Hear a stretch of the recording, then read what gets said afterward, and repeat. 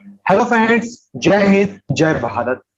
पिछले वीडियो में हम लोगों ने एनडीए के नोटिफिकेशन के बारे में डिस्कस किया कि कौन से डेट हमारी लास्ट डेट है और किस डेट से हम लोग फॉर्म फिल कर सकते हैं।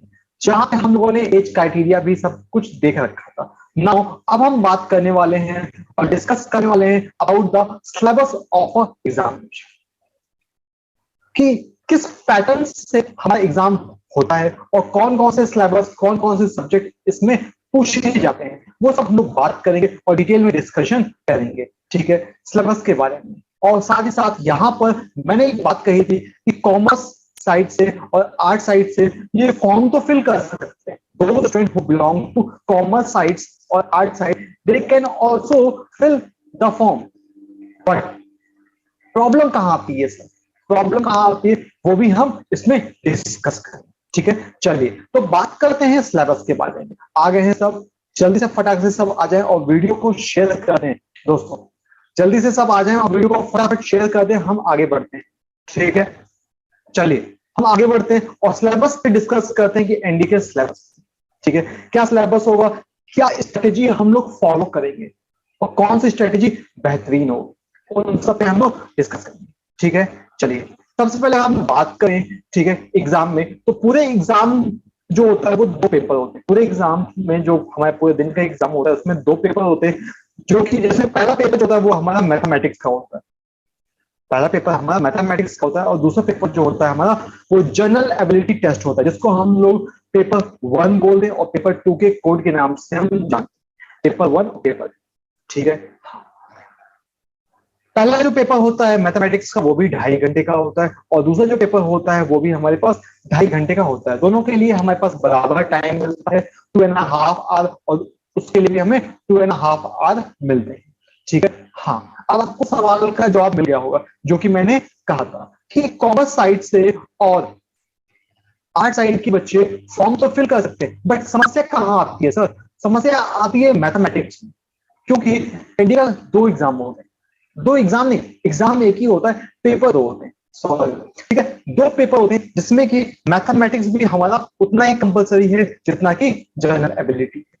इसको भी क्वालिफाई करना बहुत ही जरूरी है।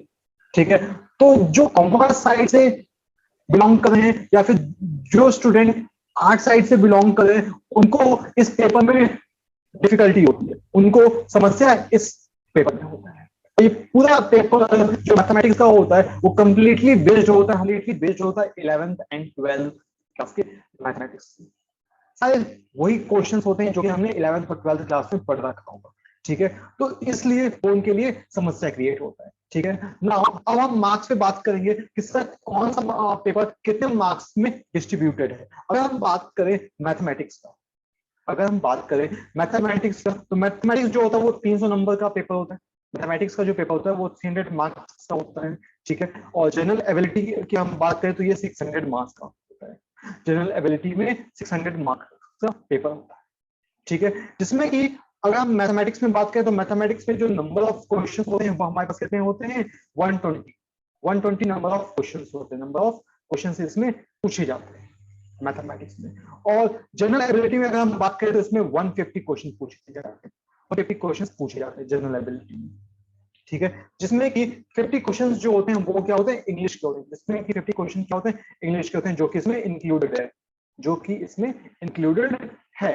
50 क्वेश्चन इंग्लिश के और प्लस 100 क्वेश्चन आपके जीएस से, 100 क्वेश्चन आपके जीएस से पूछे जाते हैं, जो कि आपका पूरा पेपर मिलाकर बनता है जनरल एबिलिटी टेस्ट बनता है। ठीक है, तो जो रिटर्न एग्जाम होता है एनडीए का वो हमारे पास टोटल कितना होता है? 900 मार्क्स का होता है। 900 मार्क्स का हमारा टोटल रिटर्न एग्जाम होता है। ठीक है, यहाँ ठीक, चलिए तो इतना कुछ समझ में आ गया कि जो पेपर होते हैं वो दो स्टेप में होते हैं। फर्स्ट हमारा जो होता है वो मैथमेटिक्स का होता है एंड देन सेकंड वाला हमारा जनरल एबिलिटी का होता है। ठीक है ना, अब थोड़ा और सिलेबस पे हम लोग बात करते हैं कि सर मैथमेटिक्स में क्या है और जीएस में जनरल एबिलिटी टेस्ट में क्या क्या है, कैसे क्या है। ठीक है ना, सबसे पहले अगर हम बात करें मैथमेटिक्स में तो मैथमेटिक्स का पेपर जैसा कि आपको पता है ये 300 मार्क्स का होता है, जिसमें कि 120 क्वेश्चंस हमें पूछे जाते हैं। 120 क्वेश्चंस इसमें पूछे जाते हैं और ये कंप्लीटली बेस्ड होता है 11th एंड 12th क्लास पर। ये कंप्लीटली बेस्ड होता है, वो सारे क्वेश्चन पूछे जाते हैं जो कि 11th एंड 12th क्लास में हम लोगों ने पढ़े होते हैं। ठीक है, नाउ अब बात करते हैं, ये तो पहला पेपर हो गया, फिर पहला पेपर का ये कोड हो गया जो कि मैथमेटिक्स है। सेकंड जो हमारा है वो है हमारा जनरल एबिलिटी टेस्ट, जिसमें कि दोनों आता है, इंग्लिश भी उसमें कंबाइन हो जाता है और जीएस का पोर्शन भी उसमें कंबाइन हो जाता है। ठीक है, जहां पर इंग्लिश में अगर हम देखें तो इंग्लिश में हमें 50 क्वेश्चन देखने को मिलता है, इंग्लिश में हमें 50 क्वेश्चन देखने को मिलता है जो कि अकेला 200 मार्क्स का होता है, जो कि अकेला 200 मार्क्स का होता है इंग्लिश का पेपर।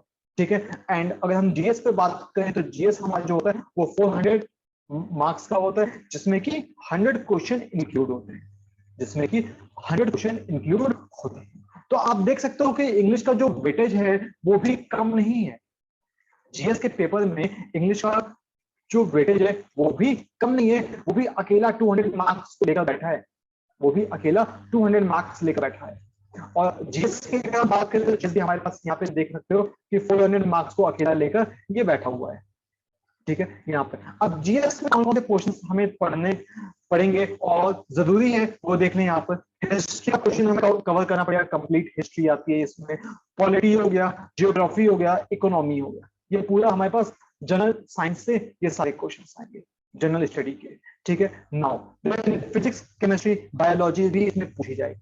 ठीक है, अब मैथमेटिक्स वालों स्टूडेंट वालों का सवाल होता है सर बायोलॉजी भी हमें पढ़नी पड़ेगी क्या, यही देख के तो मैं सामने ले रखा था, अब बायोलॉजी भी पढ़नी पड़ेगी। हाँ, बायोलॉजी के भी क्वेश्चंस आपके आते हैं, कम से कम 8 से 10 क्वेश्चन जो होते हैं आपके वो बायोलॉजी के होते हैं। ठीक, 8 से 10 क्वेश्चन जो होते हैं वेरी करते हैं वो बायोलॉजी के होते हैं, आपके 10 to 12 क्वेश्चन आपके केमिस्ट्री के होते हैं और 10 to 12 question after all physics से भी पूछे जाते हैं।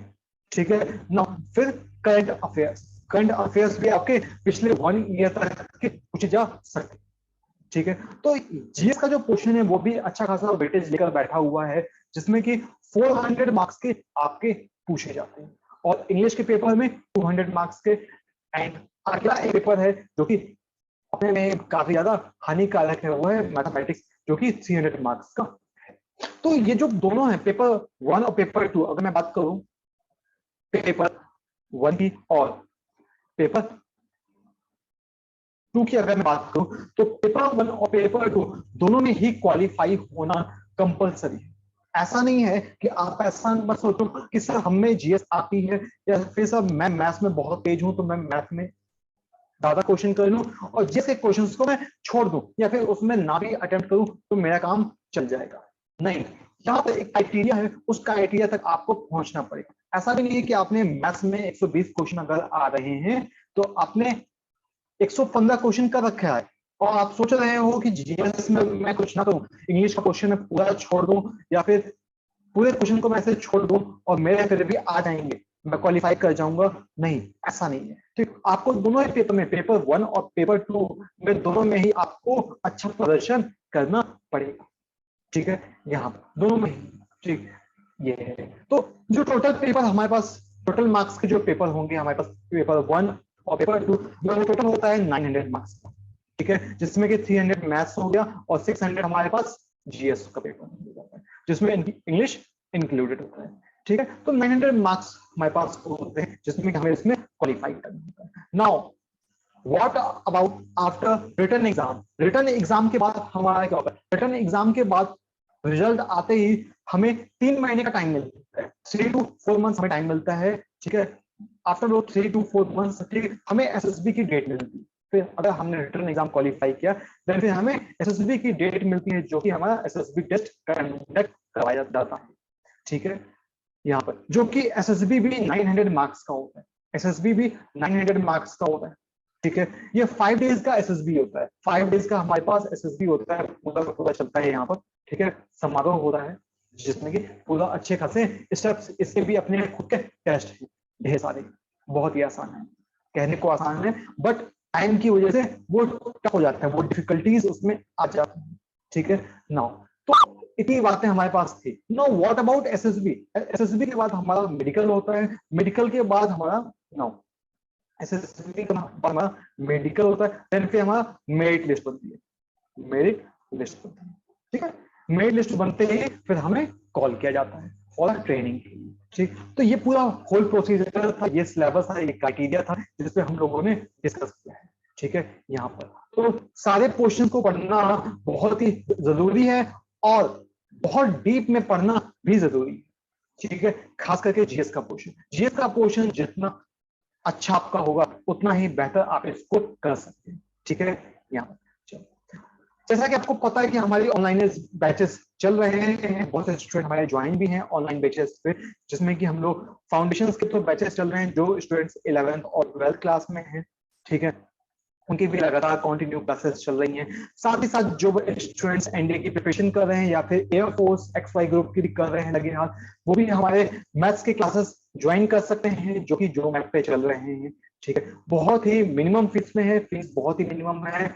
इसको ज्वाइन करने के लिए आपको डिस्क्रिप्शन में दिया गया गूगल फॉर्म, डिस्क्रिप्शन में दिया गया गूगल फॉर्म, वो आपको फिल करना पड़ेगा। वो जैसे आप फिल करोगे हमारी टीम आपसे कांटेक्ट करेगी और फिर आप ज्वाइन कर सकोगे। ठीक है, यहाँ पर फॉर मोर इंफॉर्मेशन के लिए आप हमें पीडीएफ के लिए टेलीग्राम पे ज्वाइन कर सकते हो। ठीक है, जो क्लासेस हमारे हो रहे हैं उनके पीडीएफ और नोट्स टेलीग्राम पे आपको मिल जाएंगे। ठीक है, फॉर मोर इंफॉर्मेशन के लिए आप हमें इंस्टाग्राम पर भी ज्वाइन कर सकते हो, फेसबुक पे भी ज्वाइन कर सकते हो, जहां से हमें आपको क्लासेस के अपडेट्स और नोटिफिकेशन आपको लगातार मिलते रहेंगे। ठीक है, चलिए, तो फिर मिलते हैं दोस्तों हम लोग नेक्स्ट वीडियो में एक नए जोश के साथ। तब तक के लिए पढ़ते रहें। Okay, thank you.